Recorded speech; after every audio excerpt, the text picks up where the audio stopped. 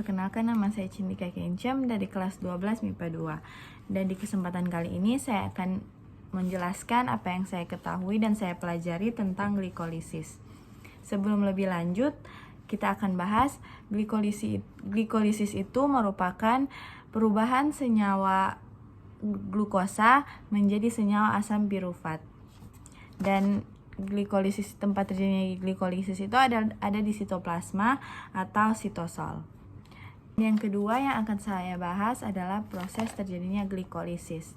Sebelum lebih lanjut, kita harus tahu bahwa glikolisis itu bahan dasarnya adalah glukosa. Glukosa itu merupakan monosakarida atau karbohidrat yang paling sederhana. Nah, yang akan kita bahas dari glukosa. Glukosa ini mengikat satu fosfat. Nah, glukosa ini mengambil satu fosfat dari ATP sehingga berubah menjadi ADP. Sehingga glukosa ini berubah nama menjadi glukosa 6-fosfat. Nah, glukosa 6-fosfat ini bukan berarti fosfatnya ada 6. Fosfatnya tetap hanya 1. Nah, mengapa dikatakan 6-fosfat? Ini ada bentuk glukosa. Mengapa dikatakan 6-fosfat? Karena fosfatnya berikatan di atom yang ke-6. Jadi bisa dilihat di sini 1, 2, 3, 4, 5, 6 dan di sini. Jadi dikatakan glukosa 6-fosfat.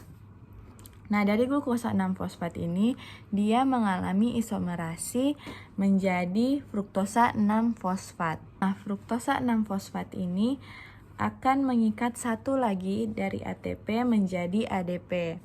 Tapi ini hanya perubahan isomer saja. Nah, dari fruktosa 6-fosfat ini, dia berubah nama lagi menjadi fruktosa 1,6 difosfat. Nah, mengapa jadi difosfat? Karena ini untuk menyatakan fosfat. Mengapa juga menjadi 1,6? Karena fosfat yang pertama berikatan di atom karbon pertama, dan yang kedua berada di atom karbon ke-6 di sini. Nah, selanjutnya dari fruktosa 1,6 difosfat, dia dipecah menjadi dua senyawa, yaitu PgAl dan PgAl. Apa itu PgAl? PgAl itu singkatan dari fosfogliserat dehida. Nah, PgAl ini membentuk senyawa BPGA.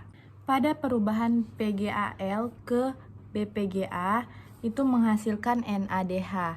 Nah, NADH-nya berasal dari mana? Dari NAD+.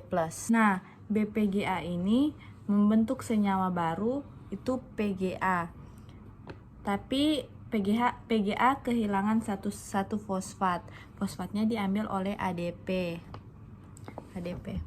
Nah, ATP diubah menjadi ATP.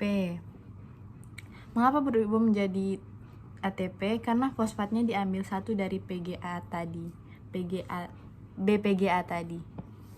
Nah, dari PGA ini diubah menjadi asam pirufat. Asam pirufat di sini sudah tidak lagi menghasilkan fosfat karena fosfatnya sudah bergabung ke ADP tadi sehingga menghasilkan ATP. Nah, asam pirufat ini sudah tidak memiliki fosfat lagi karena fosfatnya sudah bergabung ke ADP sehingga menghasilkan ATP. Dari glukosa sampai fruktosa 1,6 difosfat ini membutuhkan ATP sehingga disebut reaksi endergonik.